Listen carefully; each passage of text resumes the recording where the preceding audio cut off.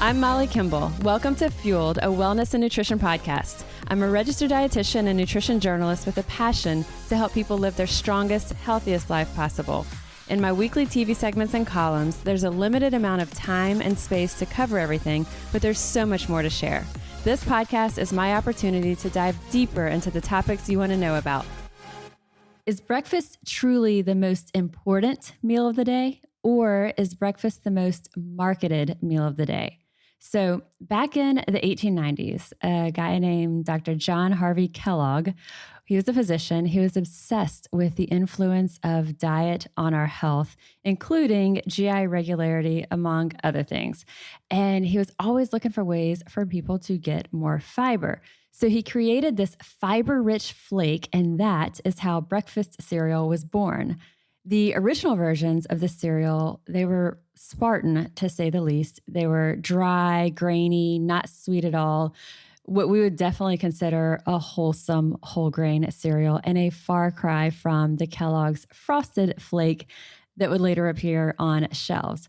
So as cereal companies grew and grew, the marketing messages, of course, became more and more robust. And what many of us don't realize is that this messaging about breakfast being the most important meal of the day, this is a fact, air quotes, fact, that's been practically encoded in our DNA. This actually originated with the goal of selling more cereal.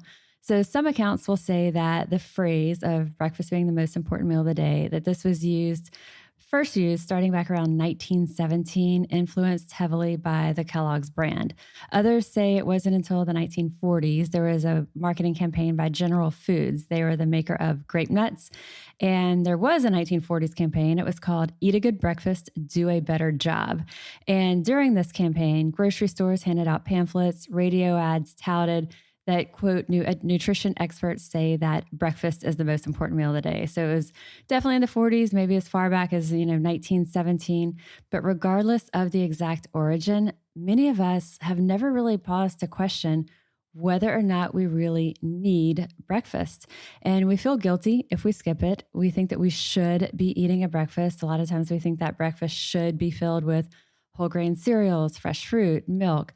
So to help streamline and clarify, consider this podcast episode your guide to the do's and don'ts of breakfast, starting with the myth that breakfast is the most important meal of the day.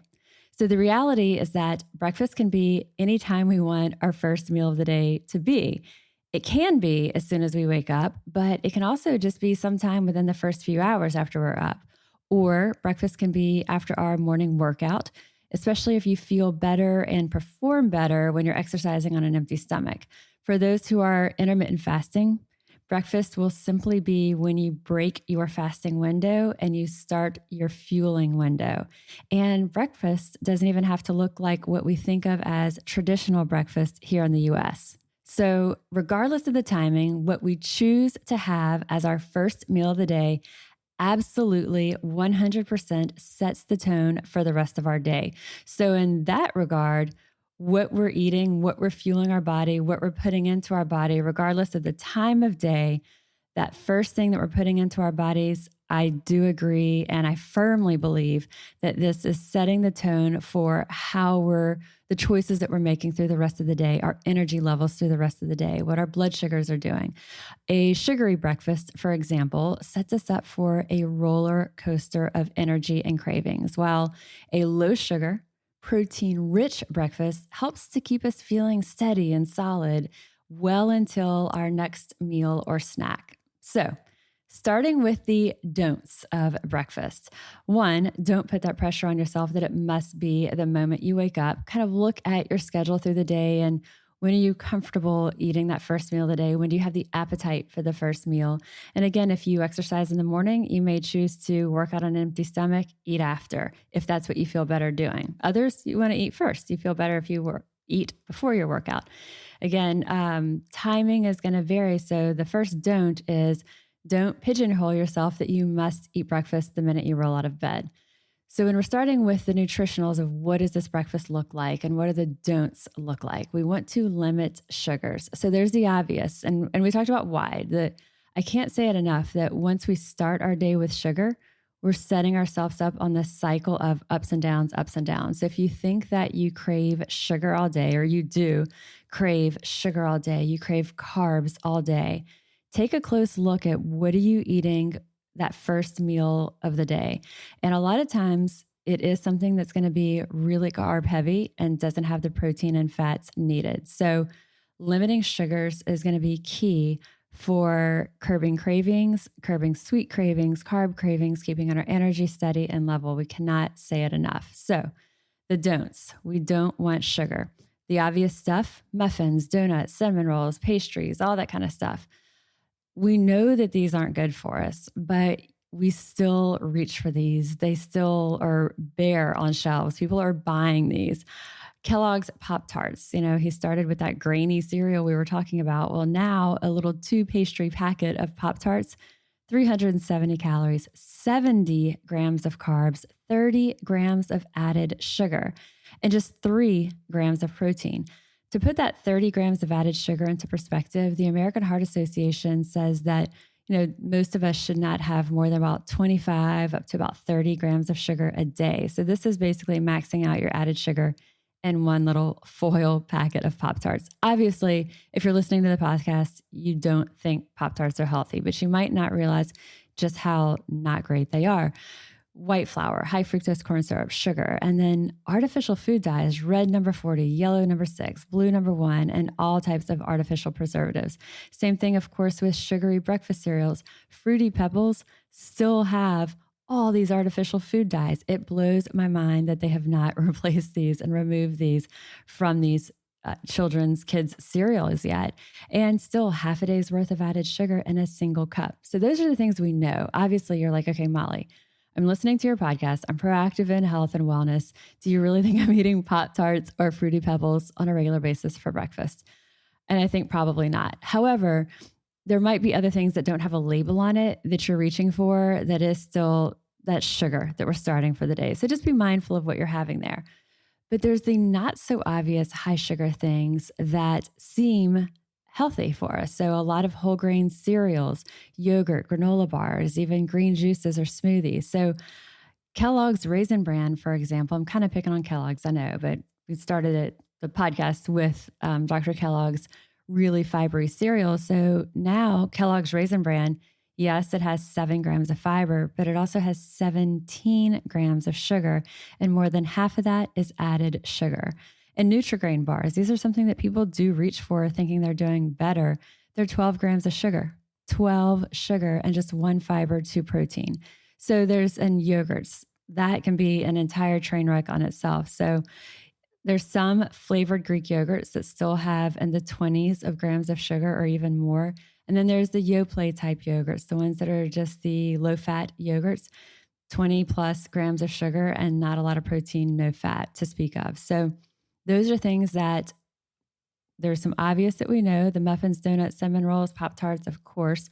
But then a lot of these whole grain cereals, granola bars, yogurts, green juices, and smoothies, also check the labels on those or see what the ingredients are going into it. So if there's a lot of fruit juice in these, we want to limit these. If there's a lot of vegetable juice and it's getting you all those veggies in the morning, good call.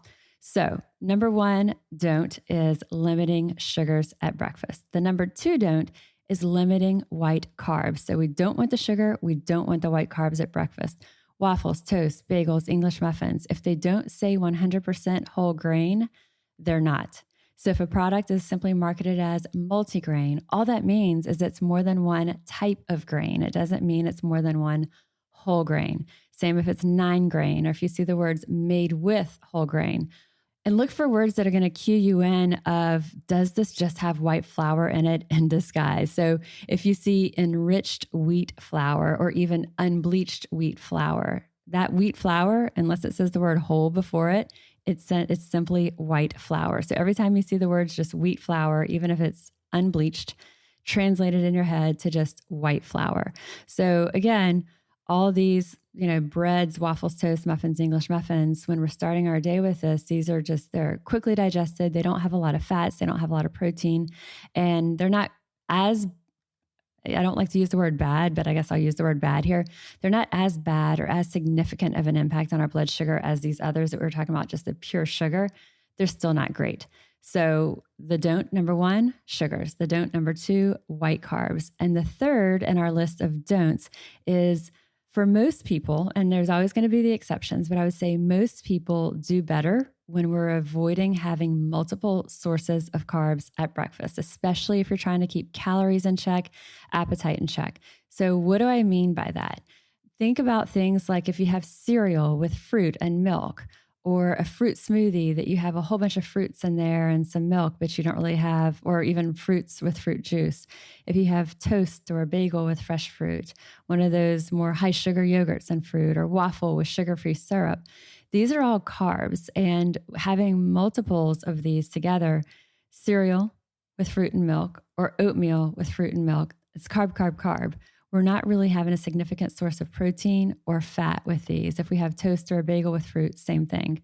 So not that we don't want to have carbs at breakfast. And if you have a big appetite, if you're an athlete, you need a lot of fuel, you need a lot of calories, you may have these multiple sources of carbs because you simply need that volume, but we don't want to have only these. So if you have bagel and fruit, do you have toast with fruit or oatmeal with toast or cereal with fruit and milk? Okay. They are carb, carb, carb. If you need all that extra fuel source, also add some protein to it and some healthy fats, which we'll be talking about in a minute. If you don't need all that volume, then look at swapping some of that out. So instead of having toast with fruit, maybe have that fruit with a protein source. You might have that fruit with cottage cheese, or fruit with plain Greek yogurt or low sugar Greek yogurt, or whole grain toast with almond butter, or an egg. So looking at trying to avoid having carb, carb, carb at breakfast. So 3 don'ts for breakfast: sugars, white carbs, and multiple carbs when we don't have protein or fat with it. So going carb only at breakfast without protein or fat, not good. So those are our 3 don'ts: sugars, white carbs, and carb only or multiple carbs without protein, fat. So I'd like to pause for a bit to share about Nutrafol, our sponsor for this week's podcast episode. Nutrafol is designed to support the growth of thicker, fuller, healthier hair from the inside out. So y'all have heard me say it. I am a huge rules follower when it comes to wellness and very consistent with things. And when I learned about Nutrafol, I reached out to my dermatologist, and not only does she recommend it, she uses it herself. It is a physician-formulated nutritional supplement that is made with potent botanicals. And really, in addition to the things that we can already do in our daily lives, like backing off of damaging styling tools, heat, and chemicals, supplementing with Nutrafol helps to support healthy hair from within. So you can grow healthier, stronger hair and support our show by going to Nutrafol.com. Use the promo code FUELED to get 20% off. Plus free shipping on every order. Get 20% off at Nutrafol.com, promo code FUELED. Again, their best offers anywhere is 20% off at Nutrafol.com. That's Nutrafol.com, promo code FUELED for hair as strong as you are. So the do's. Okay, I'm going to talk cereal. Since we started out with cereal, I'm going to talk cereal here. So when we talk about the do's, number 1 is going to be upgrade your cereal if you are a cereal person. Number 2 is going to be add protein. And number 3 will be add veggies and fruits when possible. So starting with upgrading your cereal, let me start by saying I am not a big fan of most breakfast cereals. For starters, few of us eat a true serving, especially consider the giant oversized bowls that are in many of our kitchens. So try it, see for yourself just how much you're using. So use a measuring cup and pour out a serving that is listed on the box label. And then pour that serving into your usual cereal bowl, and you'll see how much that looks like in your usual bowl. And then how much have you been really having? Now, I'm not a big fan of measuring or weighing our foods on a regular basis. That's not what I'm saying to do here, but do it once or twice, kind of get an idea. If you're like, wow, this giant bowl makes a serving or even 2 servings like minuscule, switch bowls. Some people might use an oversized coffee mug and find that that's better for feeling that they've got something substantial for that cereal. Another reason that I'm not a big fan of breakfast cereal is that nearly all of them are high in refined and processed carbs with minimal fiber and negligible amount of fat. And when we combine these with regular cow's milk, which is more carbs, 12 grams of carbs in a cup, and the fresh fruit or juice that a lot of people pair with cereal. So we've got carbs, carbs, and more carbs. We've just consumed a breakfast that can easily set us up for hunger and cravings within hours. And finally, the third reason I don't love most breakfast cereals is almost all of them are low in protein.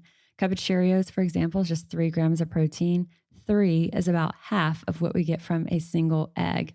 And even brands marketed as protein cereals don't always live up to their names. So you've really got to watch it. I'm going to talk about some that I don't like just to give you some examples, and then we'll go through the ones that we do like for protein cereals. So if you've seen Kellogg's Special K protein cereal and you've seen their cinnamon brown sugar crunch, it has 3 times the sugary carbs than protein. So 3 times as much sugary carbs as protein. So 29 grams of carbs, 12 grams of sugar for every 9 grams of protein. So it's got sugar, brown sugar syrup, and fructose. You'll also see Kashi Go Lean, which is a great cereal, but the Go Lean Crunch, while it is whole grain, is also sweetened with brown rice syrup, dried cane syrup, and honey. So it has nearly 50% more sugar than protein. And the Kashi, it's actually now called Kashi Go Crunch. So these brands, Kellogg's protein cereal or Kashi Go Lean or Go cereal, these seem healthy to us, but that Kashi Go Crunch, 50% more sugar than protein. The cinnamon brown sugar crunch by Special K protein cereal, 29 carbs, 9 grams of protein. The worst offender, it's now been discontinued, but I think it's an interesting kind of a story. I'm thrilled it's off the shelves, but it was such a blatant example of a product that's marketed as nutritious, but was anything but. And that was General Mills Protein Cheerios. So, in the Protein Cheerios, sugar showed up 12 different times on the ingredient list. So it's marketed to us as Protein Cheerios. Sugar is on there 12 times in 12 different forms of sugar. So it packed in 17 grams of sugar and just 7 grams of protein. Now, the front label had to state that it is a quote, or it was a quote, sweetened whole grain and oat cereal. And the font had to be at least 50% of the size of the word protein. That was all in place. Kind of those rules and regulations were in place thanks to a lawsuit that was filed by the Center for Science and the Public Interest. So they were like, wait a minute, you're calling this Protein Cheerios. It's a nutritional disaster in a box. And so they at least had them edit what the front of the box looked like, but still, that was a really sneaky marketing effort. And so I'm grateful it's been discontinued, but I think that's just a prime example of what's still out there. Thank you to Center of Science and the Public Interest. If you haven't seen them, I'm actually going to link to them. They have a really great newsletter, Nutrition Action newsletter, that is fantastic. But they're kind of like this watchdog group. And so they'll like pounce on things that they see like that. They can't do it all though. So it's up to us to look at these labels. But I think that was just a really fantastic example of something really not great. Fortunately, they did a great job to get it off of the shelves and help to kind of change the landscape in at least that little space on shelves.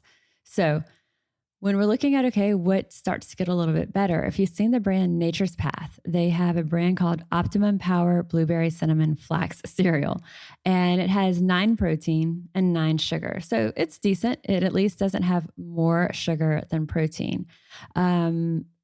Also, there's some drawbacks to the Special K protein cereal, the original version, but it's still a decent option compared to most other products in mainstream grocery stores. So the Kellogg's Special K protein cereal, the original, not all the different flavors, the nutrition stats that has about twice as much protein as sugar, but the carbs are still significant. So it's 39 grams of carbs, but 15 grams of protein and only 8 grams of sugar. The but, and why I say it has some drawbacks, is that it is sweetened with Splenda and it contains the preservative BHT. So those are 2 things that I wish weren't there. But again, compared to other breakfast cereals in mainstream grocery stores, it's not bad. Also, if you're avoiding gluten, it's the 3rd ingredient on the list. It's added to boost the protein. So, but it isn't all doom and gloom if you love cereals. There's 2 varieties that are legitimately nutritious and taste pretty good. Now, I'll say there's others that I've seen, some keto cereals that are high protein. There's one called Catalina Crunch keto cereal. I'm not even going to talk about it beyond this on the podcast. I opened it and it was, to me, so sweet and artificially sweet that even though it uses monk fruit, the people that I ran it by, none of us found it even something that it wasn't edible to us, basically. And I hate to say that, the nutritionals on it, I was really excited to see it. But from a taste perspective, it isn't something that I have found to be a crowd pleaser at all. So my favorite cereal is K's Naturals. They have like an apple cinnamon, honey almond, French vanilla. It has 4 times more protein than sugar. It's also available online in little single serve packs. So it gives good portion control if you struggle with that whole box of cereal. It's made with non-GMO soy, and a 1 cup serving of it has about 12 grams of protein. So it isn't available in our New Orleans stores, but they are offering a 30% discount. And to our listeners and also anyone here in New Orleans or anyone listening to this, you just enter the code NOLA 2020 at checkout at ksnaturals.com. They'll give us 30% off. So K's Naturals cereal, I'll link to that too in our notes, and Kashi Go Lean or Kashi Go cereal as it's now called, but just the original. So the sugar is a little bit higher than what's ideal, but it's also still a really good source of whole grains and protein. So that was a lot on cereal to say, I don't love cereal, most cereals, period. And then when it comes to these protein cereals, we have to be really careful and pay attention to the labels. Don't just reach for it because it says protein cereal. And then the 2 that I would say are really my top picks, K's Naturals and the Kashi Go Original. So once you've upgraded your cereal, it also pays to look at what you're pouring over it. And this is especially important if you like a fiber-rich cereal that's truly whole grain and low sugar, but maybe you like a high fiber cereal that doesn't have that much protein. So there's 4 easy ways that we can add protein to cereal. You may think some of these aren't easy, but once you kind of get into the habit of it, it's really not that hard. So number 1 would be switch milk. Regular cow's milk, as I mentioned earlier, has 12 grams of sugar, 8 grams of protein per cup. It's not bad, but it's still 50% more sugar. So there's milks on shelves that you'll see now that are called ultra filtered. And this is a process that essentially it strains out a lot of the sugary carbs. And so the result is milk that has about 50. So think of it like this. It's straining out the sugary carbs almost in the same way that yogurt is strained to make Greek yogurt.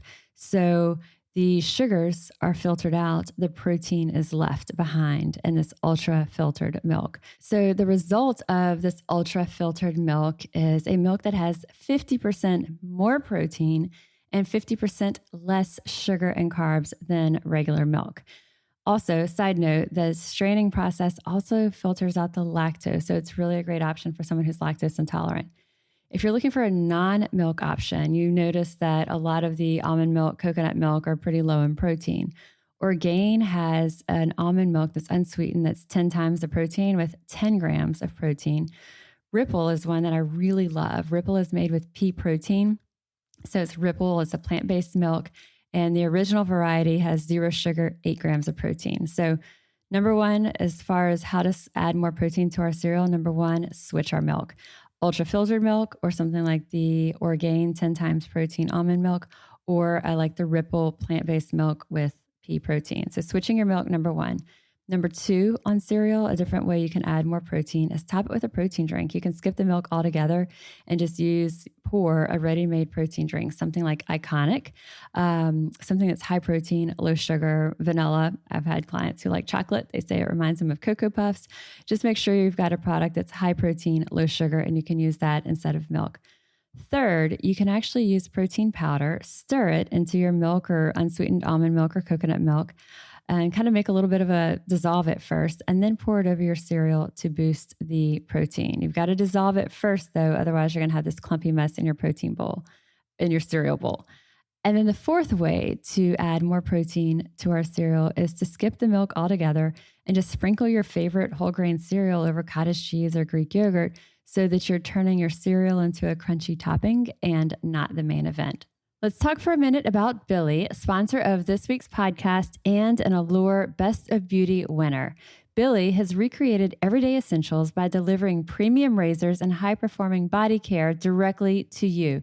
Go to Billy.com to get their starter kit for just $9. That includes their award-winning razor, 2 refill blades, and a magnetic holder that keeps your razor safe and dry. And Billy just released 3 completely clean must-have products to add to your routine: lip balm, dry shampoo, and face wipes. So it's a perfect time to stock up. I love Billy's products, and you will too. They leave our skin feeling so soft. And to express a little love for our show, go to mybilly.com/fueled. It is a small way that you can support us while you're also getting the best razor you will ever own. It's just $9 to get your starter kit, plus free shipping always. So go to mybilly.com/fueled. That's mybillie.com/fueled. We talked about our don'ts, the sugar, the white carbs, and multiple carbs without a source of protein. We talked about our do. So, one do is if you're a cereal eater, we've got to upgrade your cereal. If you're not a cereal person, we still need to make sure that you're incorporating protein with breakfast, with that first meal of the day. So, adding protein is our number 2 do in our list of don'ts and do's. So, adding protein is easy, especially if you're reaching. One way you can do it, I guess, is think beyond traditional breakfast food. So if you're reaching for non-breakfast food for breakfast, so leftover proteins from the night before, I'll have salmon, grilled salmon or smoked salmon. You can make how you would maybe do like tuna salad or chicken salad. You can do that with salmon, with Greek yogurt. Making a wrap with like a high fiber or low carb wrap with a lean protein in it. That can be breakfast. And so it doesn't even have to be, again, what we think of as breakfast food, but that can make it easy to include that protein. It can also make it easy to include veggies with that. Protein-rich bagels. I'm going to link to a brand called Western Bagel Company. They have a Perfect 10 healthy grain bagel that has 19 grams of protein. This is also one of those only online options, but if you're a bready person and you like it, this is an easy way to add protein into that breakfast, and 19 grams of proteins before you do any type of nut butter or cheese or anything like that, or cream cheese with it. Also, if you're kind of a bready person, you can make a French toast. And so even if you don't love eggs, you can kind of hide them inside a French toast that's made with a whole grain bread. So we love Dave's Killer Bread, of course. There's a really good low carb and gluten-free bread that I'll link to. It's called Balance Culture. But whatever bread of choice, make a French toast with it. So you're soaking the bread into that egg. You can add some vanilla, a dash of cinnamon, kind of grill it in your skillet. I like to use something like confectioner style swerve so that you're sprinkling it with that versus sugar. But you might not even need to sprinkle that on there. If you've got the cinnamon, you could add berries to boost the flavor and antioxidant. So if you like bread, those protein-rich bagels or French toast, or protein fortified waffles. So Kodiak they're a great line, a great product. They have power waffles that are high protein. And then of course you get an almond butter or peanut butter to it. So those are easy ways if you're kind of like, you want that breadiness at breakfast, these bagels, that French toast, these waffles, or upgrading your cereal can all be ways to kind of feel like you're having something carby, but you're also making sure you get that protein as well. And then eggs, of course, you can always do eggs anyway, hard boiled if it's on the go, poached, putting it over some avocado toast, or making egg bites. So you can do these in little muffin tins. You can mix and match, what types of veggies you're using, cheeses. Again, a really easy way to squeeze in veggies. Coffee shops like PJ's locally here in New Orleans has egg bites that you can get at your coffee shop. Also, of course, Starbucks does. And places like Costco and Trader Joe's have these in the freezer section or sometimes refrigerated section that you can buy already made if you don't want to take the time to make them yourself. Of course, protein smoothie can be an easy way to get a breakfast on the run. Making it yourself is so easy. Just use fresh or frozen fruit, add as many handfuls of leafy greens as possible. Once you've got all this other stuff in there, you're not even going to taste it, but it'll add the nutrients in there.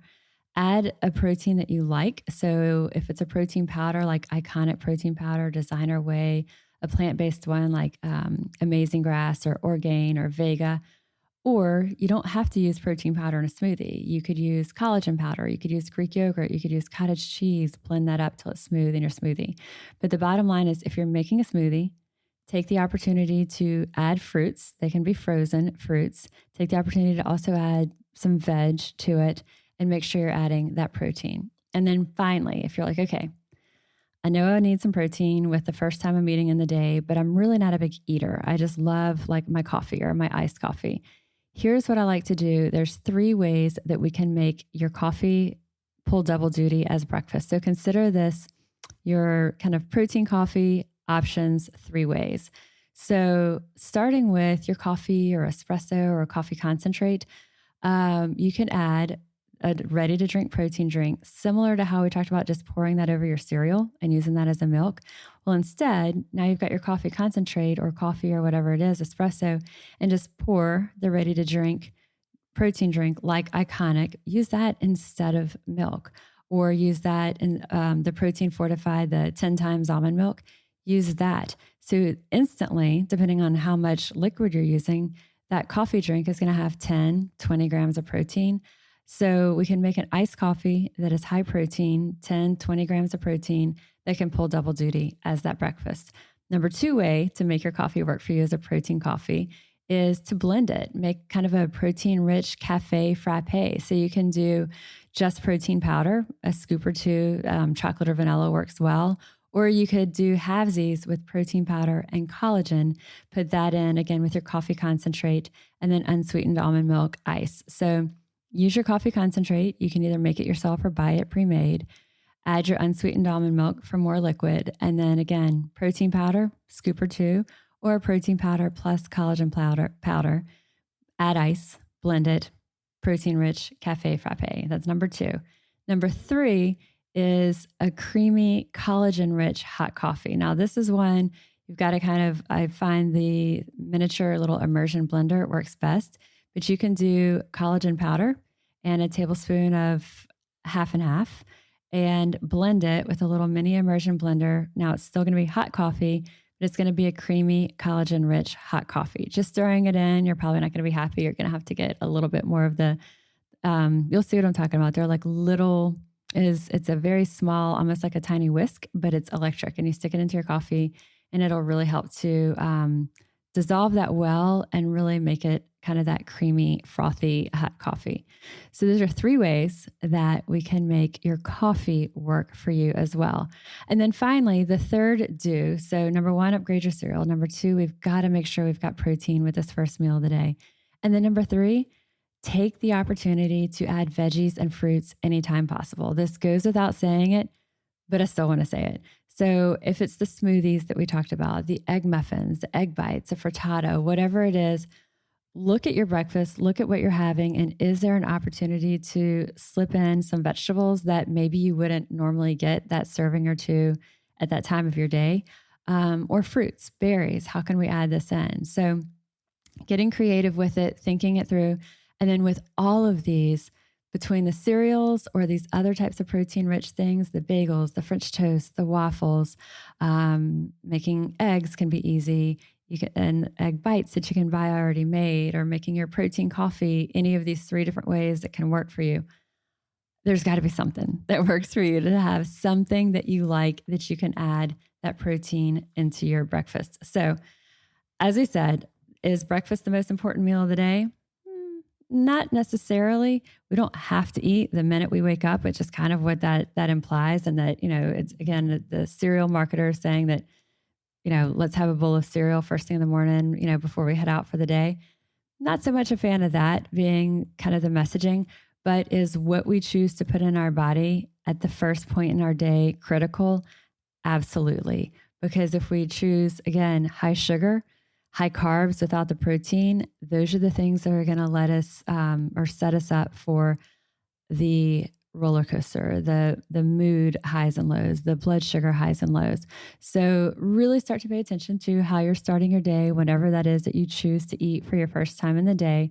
And hopefully all of these things that I talked about, we'll be linking to these as well, give you some options that you feel like could work. And if you've maybe been doing something similar to this, but not quite that, and there's a little bit of tweaking you can do to the ordinary breakfast that you're having, do it. Let me know what you think. And if there's certain breakfasts that you love that are kind of like, these are your go-tos, and this, like when you start your day this way, you feel absolutely incredible, shoot me an email.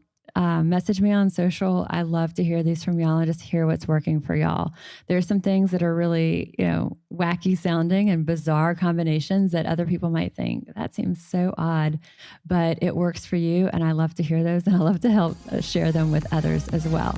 So let me know what you think as you incorporate these strategies into your own life. Again, email or message me.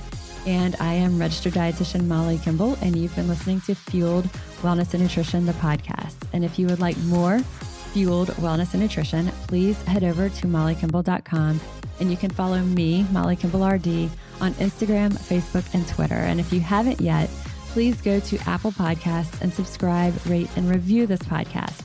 And join us next week for another dose of Fueled Wellness and Nutrition.